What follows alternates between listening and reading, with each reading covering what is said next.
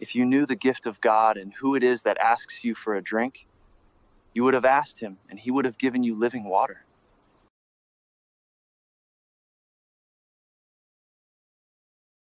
(11장 25절입니다) 시작. 예수께서 행하신 일이 이 외에도 많으니 만일 낱낱이 기록된다면 이 세상이라도 이 기록된 책을 두기에 부족할 줄 아노라.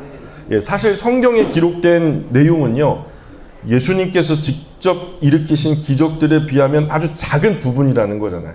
이 말씀이 이 사실이라면 다 기록하지도 못했고 아주 작은 부분만 기록에 남겼다는 거예요. 그 기적은 너무 많아서 글로는 다 기록할 수 없었다는 거예요. 그래서 만약에 예수님의 기적에 대한 이야기를 빠짐없이 하나도 빠짐없이 기록하려고 했다면 아마 분량은 훨씬 더 많아졌겠죠. 우리 성경책은 뭐 1권부터 막 몇십 권까지 늘어났겠죠. 그 기적만으로도 엄청난 기록들이 있었을 거란 말이에요. 내용도 훨씬 더 다채롭고 다양했을 거란 말이에요. 그러나 다 기록하지 않았다라고 성경 스스로가 밝히고 있는 거예요. 성경에 나타난 예수님의 기적은 꼭 필요하다고 여겨지는 몇 가지의 기록들, 기적 중에서도 몇 가지만 꼽아가지고 편집해서 올린 거예요. 사실 그대로를 아주 요약해서 이것은 꼭 기록돼야 돼 하는 것만 꼽혀서 올라온 거라는 거죠. 이런 분위기가 요한복음서만 아니라 사복음서 전체에서 일반적으로 나타나고 있어요. 수많은 이야기 중에 이제 한 가지 기적, 구주 예수님을 신뢰함에 대한 기적이기 때문에 사도 요한은 이 사건을 아주 특별하게 기록으로 남겨놨고요. 이 사실 이 기적의 의미는 48절에서 예수님께서 하신 말씀에 잘 나타나고 있는데, 자, 요한복음 4장 48절 한번 읽어볼까요? 4장 48절 시작. 예수께서 이르시되 너희는 표적과 기사를 보지 못하면 도무지 믿지 아니하리라. 아멘. 너희들 꼭 봐야 믿냐? 내가 보여줘서 봐야 믿냐라고 예수님께서 책망하시는 분위기예요. 그래서 4장 50절에도 보면 같이 읽어볼까요? 50절 시작. 예수께서 이르시되 가라 네 아들이 살아있다 하시니 그 사람이 예수께서 하신 말씀을 믿고 가더니, 이제 그 사람은요, 여기서 그 사람이에요. 예수님을 따르던 대부분의 사람들과는 다르게 이 사람은 달랐다는 얘기예요.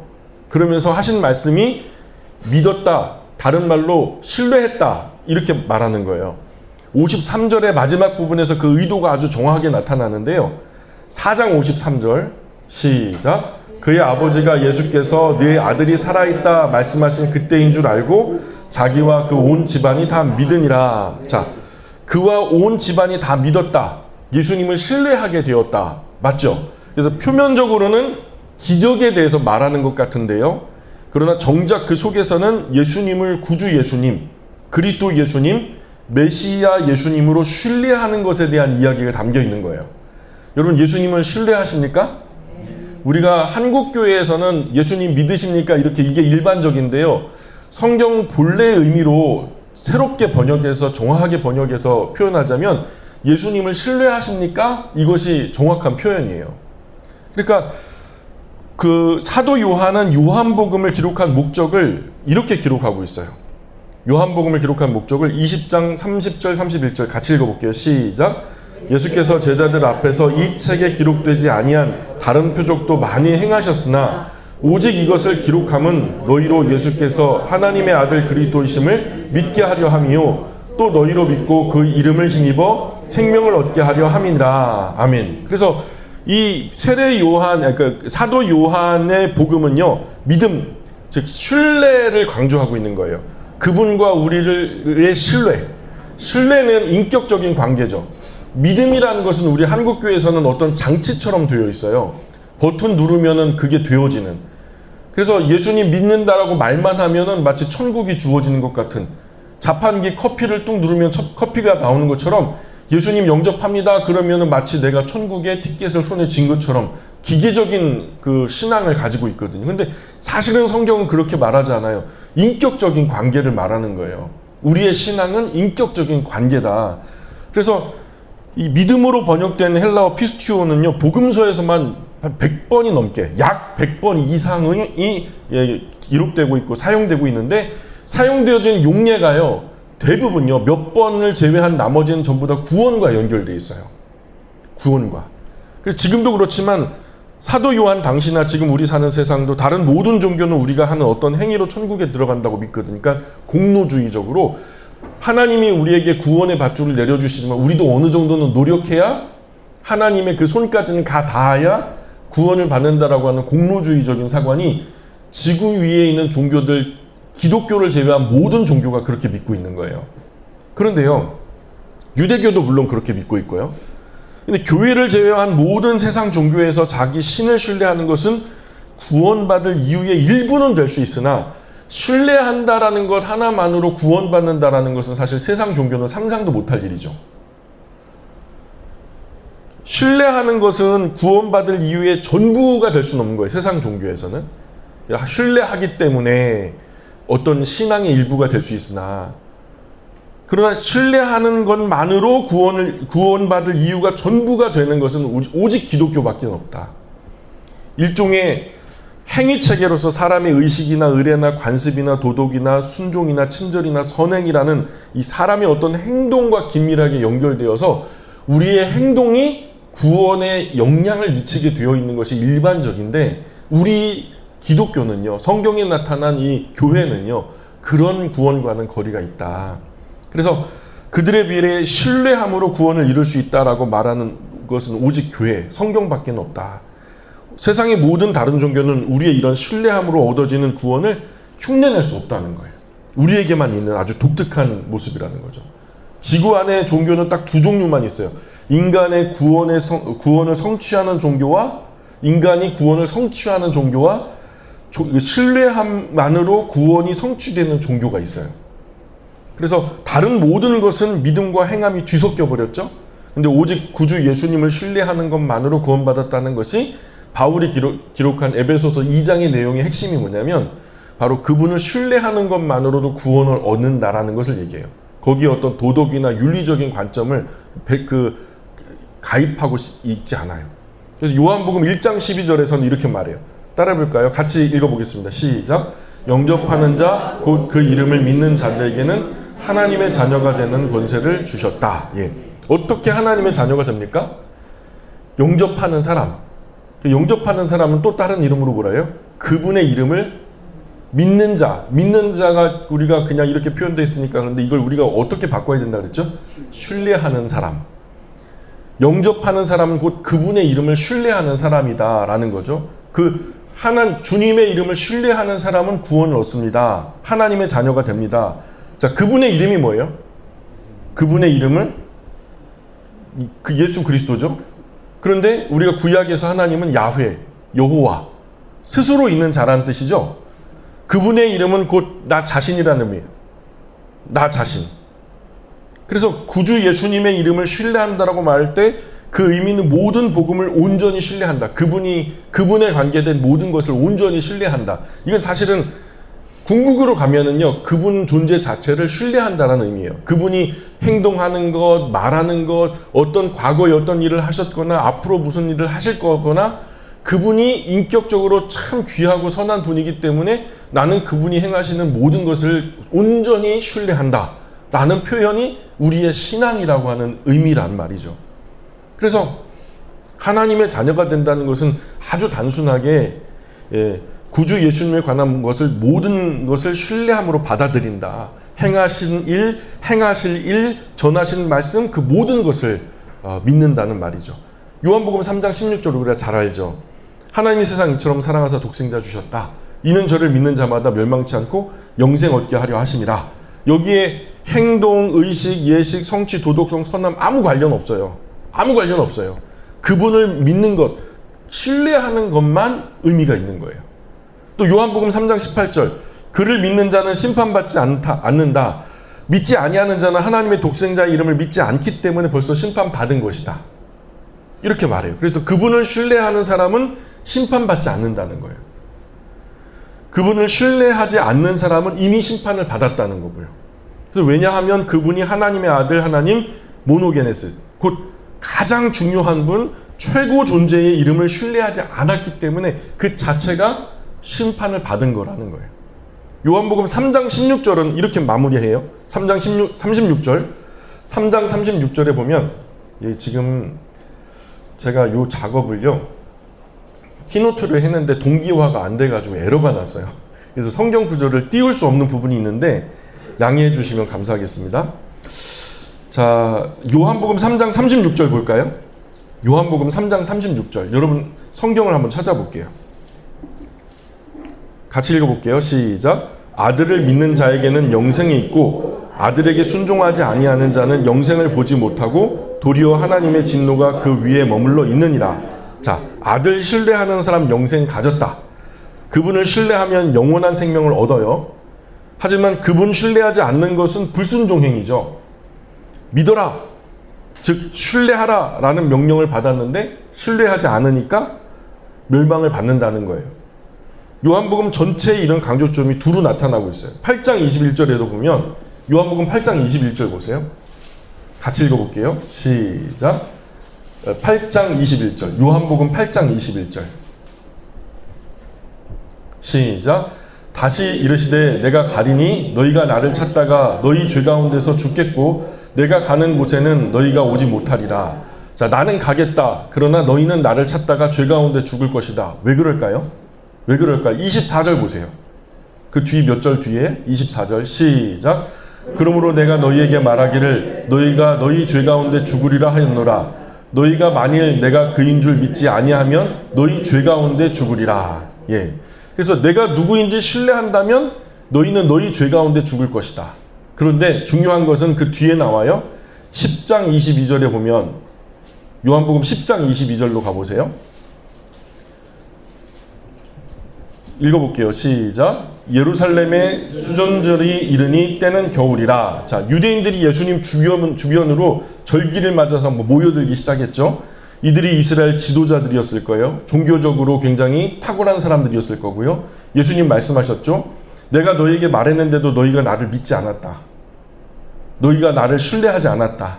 내가 내 아버지 이름으로 행하는 이 일들이 곧 나를 증거하는 것이다. 나는 이 모든 일들을 다 해왔다. 질병을 없앴다. 귀신을 쫓아냈다. 예, 초자연적인 기적을 행했다. 죽은 사람을 살렸다. 그런데 왜 신뢰하지 못하느냐? 왜 신뢰하지 못하느냐? 라고 했는데 그 결론이 어디서 나오냐면 10장 26절 보세요. 10장 26절. 왜 그래? 왜 믿지 못하냐? 왜 신뢰하지 못하냐? 26절 시작. 너희가 내 양이 아니므로 믿지 아니하는도다. 예, 내 양들은 내 음성 듣고 나는 그들을 안다. 그들은 나를 따르고 내가 그들에게 영원한 생명을 준다. 그러므로 영원히 망하지 않는다. 아무도 그들을 내 손에서 빼앗지 못한다. 그러나 너희는 나를 믿지 않는다. 나를 신뢰하지 않는다. 이것은 요한복음에 반복적으로 나타나는 메시지예요. 신뢰하면 죽어도 살고 살아서 신뢰하면 영원히 죽지 않아요. 그러나 신뢰하지 않으면 죽고요 영원히 지옥에 머물게 돼요. 구주 예수님의 이름을 신뢰해서 천국의 영광 가운데 거하라고 초대하고 있는 것이 바로 요한복음의 주된 메시지예요. 우리에게는 이런 기적이 정말 신기한 일이지만 하나님께 기적은 정말 상식 같은 일이죠. 이전에는 어떤 일이 있었죠? 이 사건이 있기 전에 사마리아 수가성에서 한 우물가에서 한 여자를 만났죠. 이 여자가 예수님을 메시아로 받아들였죠. 그리고 동네로 들어갔죠. 동네 사람들에게 예수님을 전했죠. 그랬더니 그들이 예수님께로 다시 나왔죠. 그분의 말씀을 들었죠. 그런데 그들이 뭐라고 말해요? 그들이 4장 41절 42절 요한복음 4장 41절 42절 그들이 어떻게 말해요? 같이 읽어봅니다. 시작. 예수의 말씀으로 말미암아 믿는 자가 더욱 많아 그 여자에게 말하되 이제 우리가 믿는 것은 네 말로 인함이 아니니 이는 우리가 친히 듣고 그가 참으로 세상의 구주신 줄 알미라 하였더라. 아멘. 예수님을 처음 구주로 고백한 사람들은 유대인이 아닌 거예요. 처음 예수님을 메시아 그리스도 구세주라고 고백한 사람들이요 유대인 중에 있어야 될 것 같잖아요. 근데 구세주라고 처음 고백한 사람은 유대인이 아니라 지금 여기 사마리아 수가성 동네 사람들이에요. 구세주인 것을 믿게 되었다라는 거. 세상 구주신 줄 압니다. 세상 구주가 뭐예요? 구세주란 말이에요. 그걸 헬라어로 말하면 뭐예요? 그리스도라는 말이에요. 그걸 히브리어로 바꾸면요 메시아란 말이죠. 그러니까 예수님을 처음 구주로 고백한 사람들은 유대인이 아니라 제자들도 아니라 유대인들이 오히려 개처럼 취급하며 하대하던 이방인이었죠. 그리고 다음 절에는 이런 말이 나와요. 4장 43절 44절.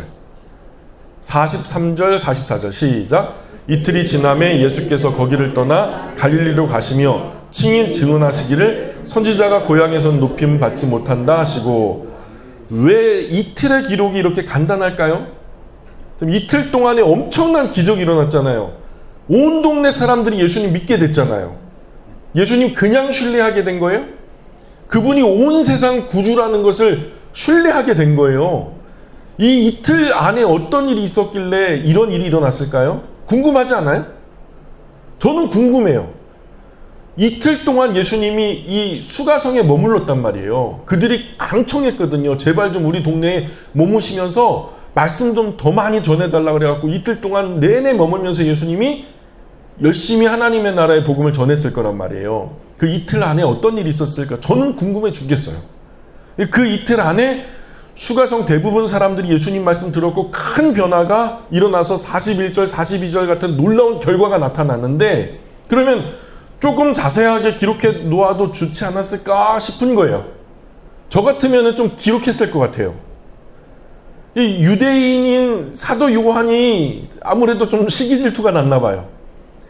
예수님이 나고 자란 베들레헴이나 갈릴리 주변 그 나사렛이나 요런 곳이나 아니면은 저 중앙에 있는 예루살렘이나 그 성전 중심으로 성경을 잘한다고 하는 그 사람들이나 거기서 이런 기적이 일어났다면 아마 그냥 막 기록이 많았을 텐데 지금 그 이방 땅 이방인 중에서 이런 기적이 일어나니까 아마 사도 요한이 질투가 났나 싶기도 해요. 저 한번 생각해 보는 거예요. 예수님 말씀을 잘 듣자면 성전과 제사장이 있는 예루살렘이나 태어나신 곳 베들레헴이나 자라나신 곳 나사렛이 훨씬 더 잘 들어야 맞지 않아요? 그런데 정작 예수님 말씀을 진실하게 듣고 예수님을 구세주로 신뢰하게 되어서 신앙을 고백하는 것은 그들이 이방인이라고 말하고 있는 손가락질하는 사마리아성 수가성 사람들이었단 말이죠.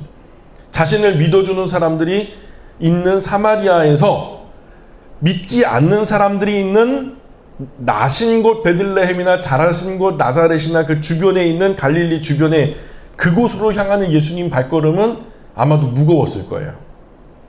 그래서 선지자가 고향에선 높임받지 못한다 이런 말씀을 하시면서 터덜 고향 땅으로 향해 내려가신 거죠. 그리고 나신 곳 베들레헴 지나서 자라신 곳 나사렛도 지나서 첫 번째 표적을 베푸셨던 갈릴리 가나까지 오신 거예요. 그런데 나중에 예수님은 자라셨던 땅 나사렛에도 가셔요. 나사렛에 가셔가지고 그곳에서 배척을 당하세요. 내가 태어난 곳 고향은 최소한 이곳에서 우리가 남이가 하면서 이제 좀 끌어안으면서 고향 사람이니까 고향 사람이 위대하게 되면은 정말 자랑스럽잖아요. 근데 예수님이 진짜로 나사렛 그 자라신 땅 나사렛으로 가셨거든요. 근데 누가복음 4장 24절 보세요. 가셨더니 어떤 일이 벌어졌냐? 누가복음 4장 24절. 읽어볼게요. 시작. 또 이르시되 내가 진실로 너희에게 이르노니 선지자가 고향에서는 환영을 받는 자가 없느니라. 지금 자라신 곳, 지금 얘가 PPT가 망가졌어요. 죄송합니다. 여러분 성경 직접 찾아서 읽으셔야 돼요. 죄송합니다. 제가. 그래서 지금 나사렛에 가셔서 사역을 하셨는데 환영받지 못하는 것 때문에 이 말씀을 하신 거예요. 왜 대접받지 못했겠어요? 대접받기도 하셨을 거예요 아마. 예? 그러나 선지자를 대접하는 것은 여러분 어떻게 대접해야 잘 대접하는 거예요? 선지자한테 좋은 밥 사주면 잘 대접하는 거예요? 예? 용돈 주는 거 그거 잘 대접하는 거예요? 아니면은 멋있는 양복을 한번 선물해 주는 게 잘 대접하는 거예요? 선지자를 잘 대접하는 것은요, 선지자가 전하는 하나님 말씀 잘 듣고 순종하는 것이 잘 대접하는 거예요. 맞아요? 선지자를 선지자로 대접하는 것보다 더 좋은 대접이 있어요, 없어요? 없거든요. 여러분, 아버지를 어떻게 대접하는 게 정말 잘 대접하는 거예요? 아버지를 아버지로 대접하는 것이 제일 귀한 대접이잖아요. 갈릴리 몇 사람도 영접했다고 나와요. 갈릴리에 있는 몇 사람도 예수님을 영접했대요. 그러나 그 갈릴리 몇 사람이 영접한 것은 예루살렘에서 예수님이 행하신 것을 보고 영접했대요. 예루살렘에서 어떤 일이 있었게요? 요한복음에 기록되지 않은 어떤 신기한 기적이 보였을 수도 있고, 아니면 예루살렘 성전을 그냥 막 뒤집어 엎는 모습을 보셨을 수도 있고, 예루살렘에서 예수님이 베푸신 기적을 보았던 사람들의 영접은 그런 놀라운 기적을 갈릴리에서 일으켜 주시기를 바라면서 영접할 수도 있어요. 야, 거기 예루살렘에서 우리가 봤던 예수님은 고향에서 있는 이 초라한 청년의 모습이 아니었던 거죠. 모든 지성과 종교인들과 지도자들에게 둘러싸여서 초인간적인 기적, 초능력적인 어떤 기적을 베풀면서 사람들을 구름대처럼 몰고 다니는 그런 예수님, 엄청난 기적과 이적과 표적을 행하시는 그런 예수님을 이들이 거기서 봤단 말이에요. 그리고서 갈릴리에 있는 사람들 몇 사람도 예수님을 영접했다라는 기록이 있는 거고요. 그러나 예수님이 어떤 분인지를 정확하게 알고 영접한 것은 아니에요. 그냥 그 기적만 보고 영접한 거죠. 그래서 4장 46절 47절 보세요. 자, 오늘 이제 본문으로 이제 들어가게 되는데요. 4장 46절 47절 같이 읽어보겠습니다. 시작. 예수께서 다시 갈릴리 가나에 이르시니 전에 물로 포도주를 만드신 곳이라 왕의 신하가 있어 그의 아들이 가버나움에서 병들었더니 그가 예수께서 유대로부터 갈릴리로 오셨다는 것을 듣고 가서 청하되 내려오셔서 내 아들의 병을 고쳐주소서 하니 그가 거의 죽게 되었습니다. 아멘. 이런 배경에서 오늘 본문이 나오는 거예요. 그래서 사마리아 수가성에서 이틀 머무시고 갈릴리에 오신 거죠. 갈릴리를 통과해서 가나로 또 오신 거고요. 그런데 예수님을 뵙겠다고 어떤 한 사람이 가버나움으로부터 달려와서 예수님을 기다리고 있었던 거예요. 자, 예수님 지금 어디 계세요? 가나에 있어요. 자, 그런데 가나에 왔더니 누가 기다리고 있어요? 가버나움에서 한 사람이 달려와가지고 기다리고 있는 거예요. 자, 가버나움하고 가나의 거리가 한 32km 정도 떨어져 있어요. 32km 정도. 하루를 꼬박 걸어야 겨우 닿을 수 있는 거리죠? 예. 그러니까 왕의 신하라 하니까 여기 왕의 신하, 그렇게 기다리러 온 사람이 누구냐면 왕의 신하, 헤롯 왕의 신하였던 거예요. 자, 근데 어느 정보도 어느 정도 권력도 정보력도 있었겠죠. 그러다 보니까 예수님께 곧 갈릴리 들어오신다는 정보를 알았을 것이고 예수님의 정확한 이동 동선을 알고 있었겠죠. 또 하나는 예수님을 만나면 죽어가는 자기 아들이 다시 살아날지도 모른다는 정보였어요. 왜냐하면 예루살렘이나 다른 어떤 여러 곳에서 예수님이 행하셨던 기적은요, 여기에 기록된 게 다 아니라니까요. 엄청나게 많은 기적들을 사람들이 봤고 체험했고 속속들이 다 증언하는 거예요. 그러니까 예수님만 만나면 뭔가 달라질 수 있어, 이런 믿음이 자기 안에 있었던 거죠. 그래서 예수님 만나면 살아날지도 몰라, 우리 죽어가는 아들. 백방으로 살려보려고 노력했으나 어떤 길로도 살릴 수 없어서 이제 곧 죽을 것 같은, 꺼져가는 촛불 같은 내 아들, 마지막 희망은 예수님 뿐이다 생각하고서 가버나움에서 32km를 걸어서 가나까지 왔다는 거예요. 이런 정보를 바탕으로 예수님께서 갈릴리 가나로 들어오시는 그 시간에 맞춰서 가버나움으로부터 이 32km를 걸어서 예수님 앞에 이른 거죠. 와서 예수님 앞에 뭐라 그래요? 지금 제 아들 죽게 됐습니다. 제 아들 병 고쳐주십시오. 청한 거예요. 그 청이 가볍겠냐고요. 자기가 백방으로 아들 살리려고 노력했어도 살릴 길이 없었는데 예수님께서 자기와 함께 가버나움에 내려가셔서 제발 좀 고쳐달라고 강청하는 거죠. 그런데 예수님은 가겠다 안 가겠다 답을 안 해요. 고쳐주겠다 안 고쳐주겠다 그런 말씀도 안 해요. 그리고 왕의 신하에게 직접 말씀하신 것이 아니라 둘러선 모든 사람 앞에서, 지금 말은 누가 하고 있어요? 예수님께 누가 말하고 있어요? 왕의 신하가 말하고 있잖아요. 근데 왕의 신하에게 대답을 해야 되잖아요. 왕의 신하에게 대답하지 않고 지금 자기 뒤를 따라오는 무리들에게, 사람들에게, 제자와 및 여러 사람들에게 얘기하는 거예요. 둘러선 모든 사람에게 뭐라고 말하냐면 4장 48절 보세요. 4장 48절 같이 읽어볼게요. 시작. 예수께서 이르시되 너희는 표적과 기사를 보지 못하면 도무지 믿지 아니하리라. 예, 지금 아들 죽어간다고 예수님께 청하잖아요. 지금 왕의 신하가. 또 청하는 사람 신분이 큰 권력을 쥔 사람 아닙니까? 예? 그러니까 나름대로 가버나움에서 꽤 권세가 있고 이름도 있고 영향력도 있고 이런 사람이 직접 하룻길을 걸어와서 예수님께 정중하게 청하는 거 아니겠어요? 예수님 제 아들 좀 살려주세요 하잖아요. 그러면 보통 일반적으로 우리가 대화할 때 그 다음에 대화는 어떻게 돼야 돼요? 어디가 아파요 아들이? 아드님이 어디 아프세요? 증상은 어떠신데요? 이런 식으로 묻는 게 상식적인 대화잖아요. 그렇게 대화가 연결되어야 자연스러운데 예수님은 지금 왕의 신하에게 직접 말하지도 않고요. 둘러선 사람들에게 말하기를 너희는 도대체 기적 보지 못하면 도무지 믿지 않는구나? 좀 비아냥거리는 느낌이에요. 비꼬는 느낌이죠. 이게 고쳐주겠다는 말 같아요? 안 고쳐주겠다는 말 같아요? 예? 야단치는 것 같기도 하고 또 묘하게 기분 나쁘게 꼬는 것 같기도 하고 좀 냉대하신다는 느낌 들어요, 안 들어요? 지금 예수님께서 이 말씀 하시는 곳이 어디죠? 가나죠, 가나. 잘 들어보세요.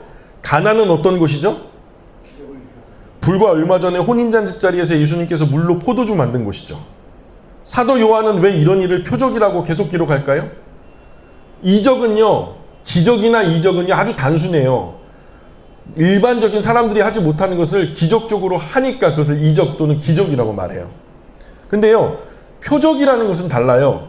그 기적을 통해서 뭔가 하고 싶은 말이 있는 거예요. 예. 그래서 지금 이 표적이라고 지금 사도 요한이 계속 말하거든요. 이 기적을 통해서 예수님께서 의도하고 계시는 한 가지 메시지를 알려주려고 하는 거예요. 예수님은 표적을 보고 나서야 믿는 것, 또 표적을 보고서 믿지 않는 것 너무나 안타까워 하시는 거예요. 봐야 믿냐고. 그러니까 너희는 도대체 이런 기적을 보지 않으면 도대체 도무지 믿지 않는구나 하는 거죠. 왜 꼭 이런 기적을 봐야 믿겠다고 하는 거냐? 왜 꼭 눈으로 확인해야 믿겠다고 하는 거냐?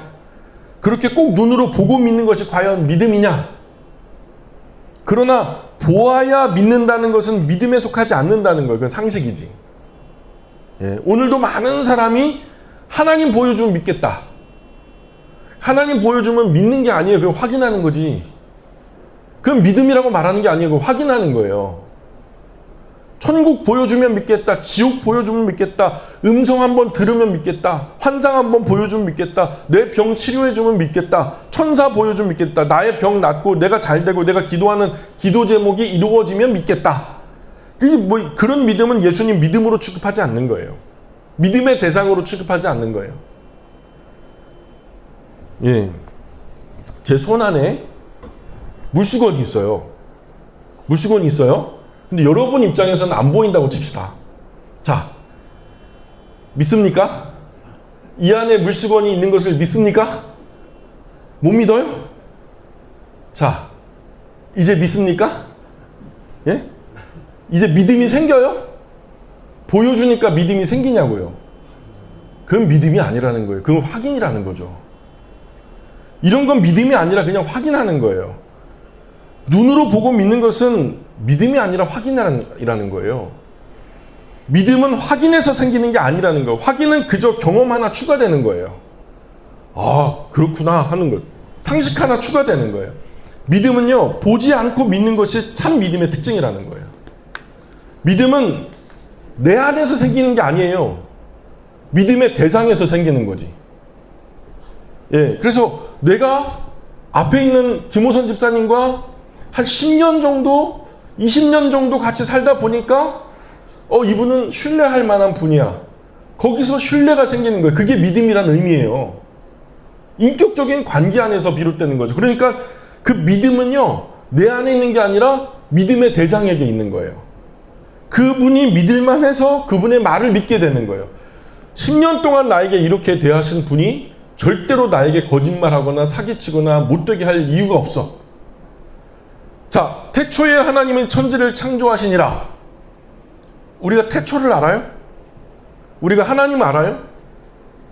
우리가 천지를 알아요? 창조를 알아요? 도대체 뭘 알아요? 근데 우리가 믿어요. 왜 믿어요? 하나님 말씀이라 하니까. 근데 하나님 왜요? 하나님 말씀은 다 믿어야 돼요? 하나님은 신뢰할 만한 분이니까 믿는 거예요. 그 대상이 하나님이니까. 그래서 히브리서 기자는 우리는 믿음으로 이 세계가 말씀으로 지어진 것을 믿는다 하는 거예요. 우리는 믿음으로 이 세계가 말씀으로 지어진 것을 믿는다. 그러니까 보고 믿겠다라는 거. 보고 믿겠다라는 것은 내가 주권적으로 믿음의 대상을 결정하겠다는 거예요. 보고 믿겠다. 나는 눈으로 봐야만 믿겠다. 그러면요, 믿음의 주관이 누구에게 있어요? 누가 믿음의 주체예요? 내가 믿음의 주체가 되는 거예요. 내가 보고 믿든지 말든지 내가 결정하겠다. 그럼 믿음은 내가 주인이 되어서 생기는 게 아니라는 거예요, 성경은. 믿음은 내가 마주하고 있는 상대로부터 시작된다라는 거예요. 그래서 신앙생활은 내 믿음으로 하는 게 아니에요. 주시는 믿음으로 하는 거지. 그래서 예수님은 도마에게 뭐라고 말해요? 요한복음 20장에 가보면 이런 말씀하세요. 너는 나를 본고로 믿느냐? 보지 못하고 믿는 자들이 복되다, 이렇게 말해요. 도마가 뭐라고 말했는데요? 나는 예수님의 손과 못자국을 내 눈으로 보고 그 손과 옆구리 못자국을 내 손으로 만져보기 전에는 절대로 못 믿어. 그랬거든요. 그러니 예수님은 도마에게 오셨어요. 그리고 네 손가락 내밀어 내 옆구리 만져봐. 그리고 믿음 없는 사람 되지 말고 믿는 사람 되라. 근데 그걸로 끝났어요? 그게 아니죠. 이 말에 도마가 뭐라고 말해요? 나의 주, 나의 하나님이십니다 라고 자신의 신앙을 고백하죠. 그런데 예수님 거기서 끝나지 않고 또 뭐라고 말씀하시죠? 너는 나를 봐서 믿니? 보지 않고 믿는 사람은 더 복이 있어. 이런 말씀하신 거예요. 왜 예수님은 믿음, 신뢰를 강조할까요? 왜 예수님은 제자들에게 이 믿음 이야기를 계속 하실까요? 지금 저와 여러분은 예수님이 베푸신 기적을 본 적이 있어요, 없어요? 여러분, 예수님 십자가에 달리신 거 보셨어요, 못 보셨어요? 다시 사신 부활을 여러분 보셨어요, 못 보셨어요? 예수님 승천하시는 거 봤어요, 못 봤어요? 근데 어떻게 믿어요? 예? 그분의 말씀인 성경 안에서 그분이 이렇게 말씀하시니까 그 말씀 믿는 거 아니에요? 그죠? 사도들이 전달해준 말씀 그대로 믿는 거잖아요. 그렇게 오고 오는 세대가 보지 못하고 다만 전해준 그 말씀 성경 통해서 믿게 된 거잖아요.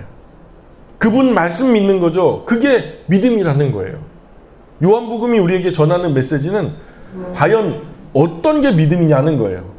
어떤 게 믿음이냐. 그래서 사도 요한은 최종적으로 요한복음의 기록 목적을 어떻게 밝히고 있냐면 20장 30절 31절 아까 우리가 읽었던 말씀이죠. 이 책에 기록되지 아니한 다른 표적도 많이 행하셨지만 오직 이것을 기록하면 너희로 예수께서 하나님의 아들 그리스도이심을 믿게 하려 함이요 또 너희로 믿고 그 이름을 힘입어 생명을 얻게 하려 함이라. 여러분, 실험실에서 과학을 하는 과학자가 실험실에서 생명을 관찰할 수 있어요? 관찰이 됩니까? 예? 실험실에서 생명이 관찰되어야 믿겠다는 것이 믿음입니까? 다만 확인하는 거죠. 진화론이 과학입니까? 그 진화론이 믿음이에요? 중간 단계 화석 중에서 단 하나라도 발견된 적이 없어요. 그럼에도 불구하고 사실이라고 믿는 것은 과학이라고 하는 이 많은 이 세상에 똑똑하다는 지성들이 여러 가지 과학의 원리를 만들어 놓고 그것이 상당히 상대적으로 신뢰할 만해요. 그런 똑똑한 과학자들이 진화론이라고 이론을 주장하니까 저런 사람들이 거짓말할 리는 없어 하고서 그 이론을 우리가 받아들이고 믿는 거 아닙니까? 맞아요? 그러니까 그 사실은 이론을 우리가 믿는 거지 증거를 믿는 게 아니에요. 그것도 믿음이라고요. 진화 이론을 믿는 것도 사실은 믿음이라는 거예요. 과학이라는 이론으로 주장된 진화 이론을 믿는 거죠. 오늘 이런 과학으로 주장된 이론이 교과서를 점령한 거죠. 이게 틀렸다는 것이 밝혀져도 교과서는 절대 안 바뀔 거예요. 오히려 창조를 지지하는 증거는 수없이 넘쳐나도 믿지 않을 거예요. 하나님이 진짜로 계신다고 하면 문제가 엄청나게 커지거든요. 한번 진화론 패러다임에 젖어버려서 그 이성의 맛을 한번 마약처럼 맛본 사람은요, 아무리 뛰어나고 똑똑한 석학들도 벗어나질 못해요. 이 똑똑한 석학들이 잘못된 것을 주장할 리 있냐? 믿어버리는 거예요. 그것도 믿음이라니까요. 과학자들을 믿는 거예요. 여러분, 진화 이론을 여러분이 연구해 보셨어요? A부터 Z까지 그게 어떤 원리로 진화 이론이 사실인지 여러분이 확인하고 믿으시는 거예요? 우리는 물론 진화 이론 안 믿지만 기분 나빠하지 마시고요. 일반적으로 말이에요. 그들의 주장을 믿고 있을 뿐이지 우리가 확인한 적이 없어요. 그래서 원숭이를 조상으로 모신 사람들은 원숭이 닮아가고 원숭이처럼 살아가요. 그리고 또 하나님을 창조주로 모신 사람은 하나님 성품 닮아간단 말이죠. 창세기는 처음부터 종류대로 창조되었다. 종류대로 10번 넘게. 그리고 우리는 그 말씀을 그대로 믿는 사람들이에요. 남자는 남자대로, 여자는 여자대로. 정말 놀라운 건 창세기 1장 1절을 믿지 않은 목사가 설교를 해요. 창세기 1장 1절을 믿지 않는 목사도 지금 강단에 서서 설교를 한다고요.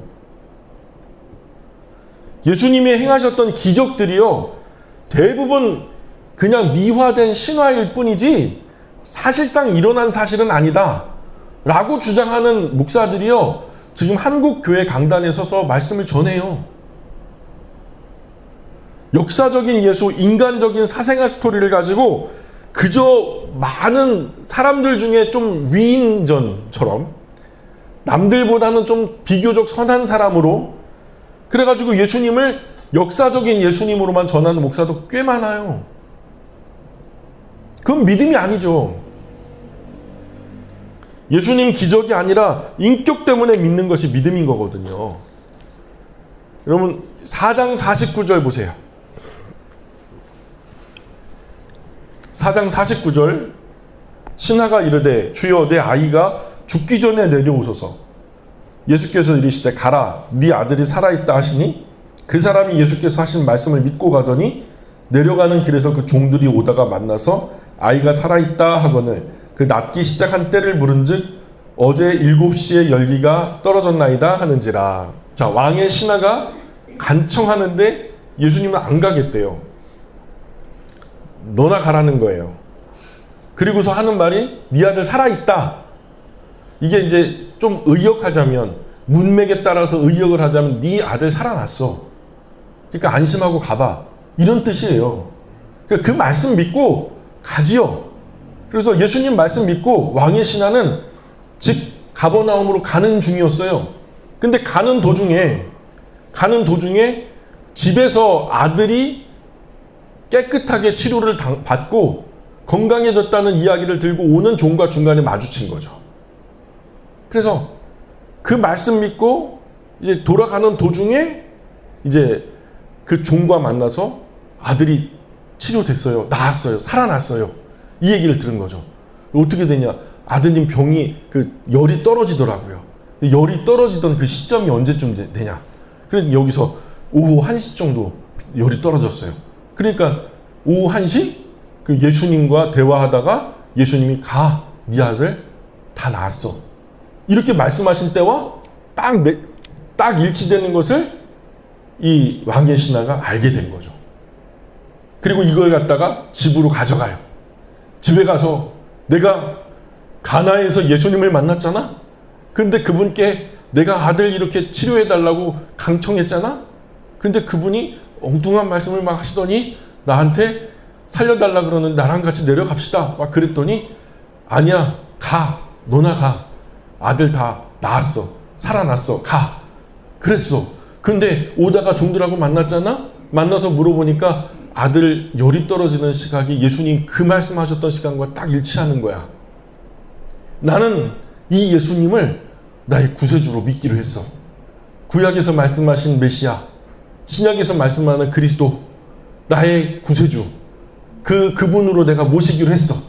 그랬더니 가족들 전부가 저도요, 아빠 따라 믿을래요. 그래가지고 믿게 된 거잖아요. 예. 누가복음 7장에 보면요, 이런 말이 나와요. 7장에 보면 가버나움에 백부장이 살았거든요. 근데 가버나움의 백부장도 그 종이 병들어서 죽게 됐어요. 자기가 아끼던 자식 같은 종이었던 것 같아요.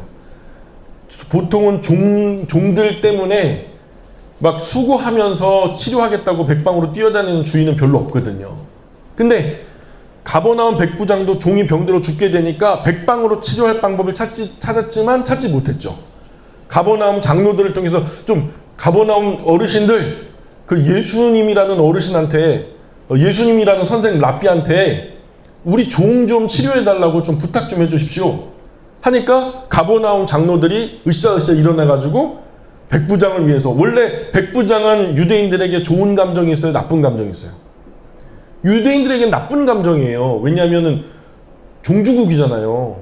우리를, 유대인들을 갖다 이렇게 뭔가 착복하는 거라고요. 로마 제국이 유대인들을 이렇게 지배하는 거잖아요.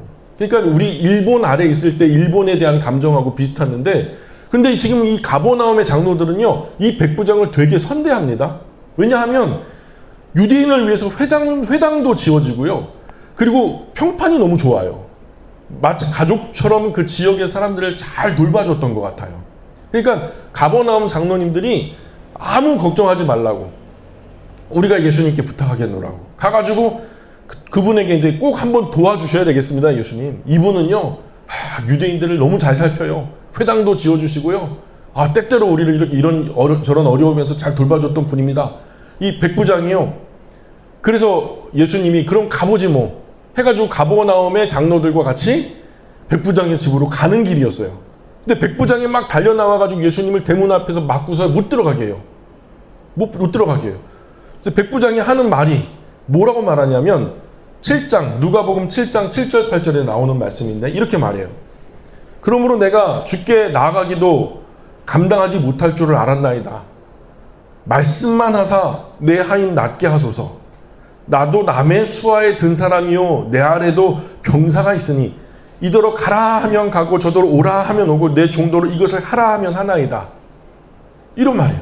그러니까 저도 군인이라 밑에 있는 부하에게 시키면 가, 그럼 가고, 와 하면 오고, 이거 해 하면 하고, 하지마 하면 안 하고, 그런다는 거예요. 그러니까 예수님은 전능하신 분이니까 이미 안에 믿음이 있는 거예요. 예수님을 향한 신앙이 있는 거예요.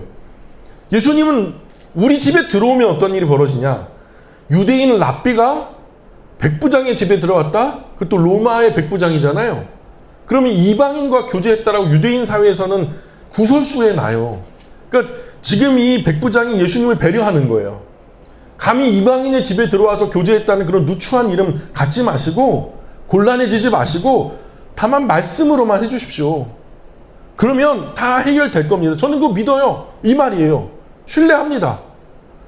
백부장의 이 말에 예수님이 깜짝 놀라요.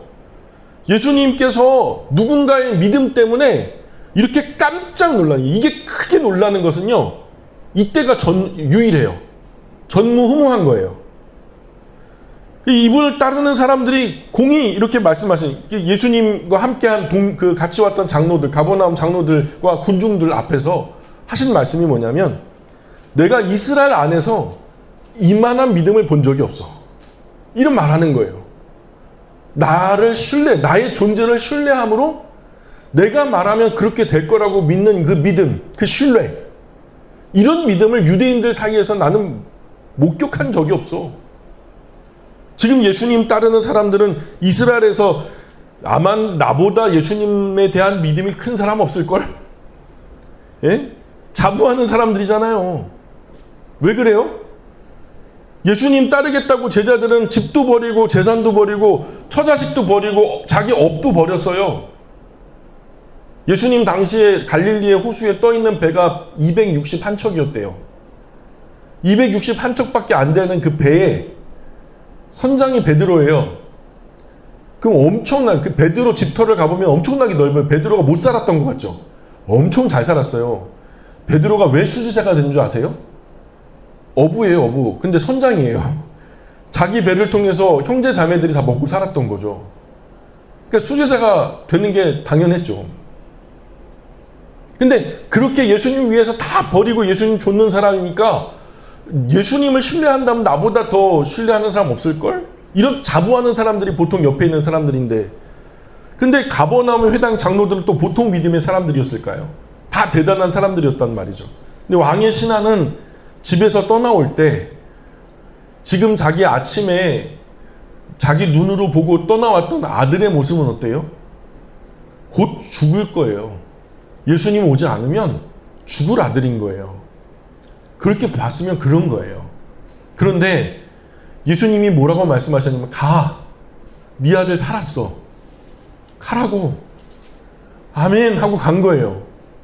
예수님이 엄한 말, 거짓말, 허튼 말 안 할 거라고 믿은 거죠. 그분의 존재를 신뢰한 거예요. 가다가 집에서 온 종들 만나죠. 종들이 반가워서 아드님 살아났어요, 낫기 시작한 때 물으니 예수님 말씀하신 대로 맞았고. 성경에 많은 주님의 약속이 있어요. 그 말씀을 믿을 때 놀라운 사건이 일어나요. 그 말씀 그대로 우리 안에서 이루어질 때 우리는 그 말씀이 능력이라는 것을 전하는 증인이 될 수 있단 말이죠. 우리 신앙생활이, 그분 말씀이 우리 안에 어떤 사건을 일으키는 거예요. 신앙생활 한다라는 것이 뭐냐면 그분이 이미 하신 이 말씀들을 믿는 거예요. 신뢰하는 거예요. 그리고 그대로 행동하는 거죠. 대단한 게 아니라니까요. 우리가 이 말씀을 그대로 믿을 때 놀라운 사건들이 일어나요. 그리고 우리 안에서 그것이 이루어질 때 우리 그 말씀이 곧 능력이구나, 이 말씀 그대로가 능력이구나, 그분이 말씀으로 세상을 창조하셨다고 하는데 야, 진짜 말씀으로 창조가 되네, 이것이 우리 신앙생활이었는 거. 그분 말씀이 우리 안에 어떤 사건을 일으키는 거예요. 성경은 우리 소원 이루게 하는 램프의 요정 지니가 아니에요.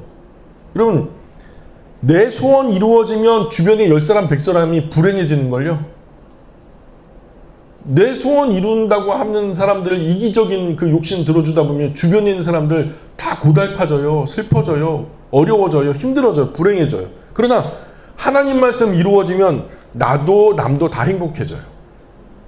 그래서 오늘 이 왕의 신하가 이 사건을 경험하자 구주 예수님을 향한 믿음이 마음속에서 생겼고, 그 믿음을 가족과 함께 나누니까 그 가족도 믿게 됐죠. 그래서 그 왕의 신하 집 전체가 구원을 경험하게 된 거죠. 그리고 마지막에 53절 54절 마지막으로 읽어볼까요? 53절 54절 시작. 그의 아버지가 예수께서 네 아들이 살아있다 말씀하신 그때인 줄 알고 자기와 그 온 집안이 다 믿으니라. 이것은 예수께서 유대에서 갈릴리로 오신 후에 행하신 두 번째 표적이라. 자, 사마리아 수가성 우물가 여자가 믿게 됐어요. 아멘. 믿게 됐어요. 그리고 수가성 동네로 들어갔죠. 그리고 동네 사람들이 다 믿게 됐어요. 맞아요? 왕의 신하 믿음이 또한 온 가족을 믿게 되는 힘이 된 거죠. 이것이 오늘 우리에게도 그대로 적용되는 거예요. 여러분 진짜로 예수님을 신뢰하십니까? 그럼 여러분과 가장 가까운 사람들이 여러분을 신뢰함으로 그 신뢰를 받아들이게 될 거예요.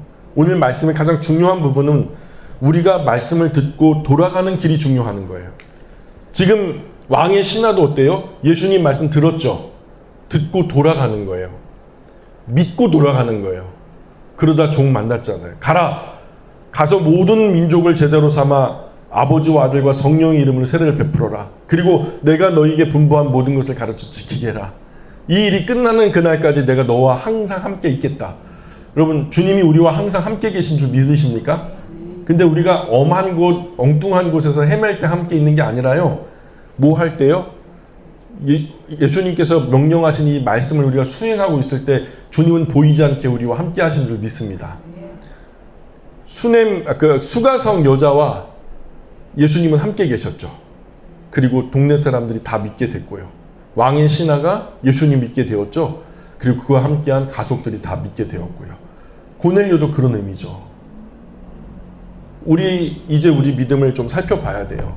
우리가 믿는다 하는 믿음이 전통적인 한국 교회 안에서 예수님 믿으면 구원받는다라고 하는 것을 기계적으로 받아들일 거냐, 아니면 정말로 예수님을 신뢰하느냐 말이죠. 여러분, 예수님을 신뢰하십니까? 예수님이 나를 구원하실 구세주로서 믿음이 가세요? 그것을 여러분이 스스로 점검해 보셔야 돼요. 예. 오늘 여기까지 하겠습니다. 기도합니다. 귀하신 아버지 하나님, 은혜와 사랑을 감사합니다. 오늘 이 왕의 신하의 믿음이, 오늘 수가성 여인의 이 신앙이, 또한 이 우리 영광의 가족들, 이 자리에 있는 주의 자녀들, 그 신앙이 될 수 있도록 은혜 내려주시고, 우리가 기계적인 신앙생활이 아니라 인격적인 신앙생활을 할 수 있도록 은혜 내려 주옵소서. 감사하며 예수님의 이름으로 기도합니다. 아멘. 하늘에 계신 우리 아버지, 아버지의 이름을 거룩하게 하시며 아버지의 나라가 오게 하시며 아버지의 뜻이 하늘에서와 같이 땅에서도 이루어지게 하소서. 오늘 우리에게 일용할 양식을 주시고 우리가 우리에게 잘못한 사람을 용서하여 준 것 같이 우리 죄를 용서하여 주시고 우리를 시험에 빠지지 않게 하시고 악에서 구하소서. 나라와 권능과 영광이 영원히 아버지의 것입니다. 아멘.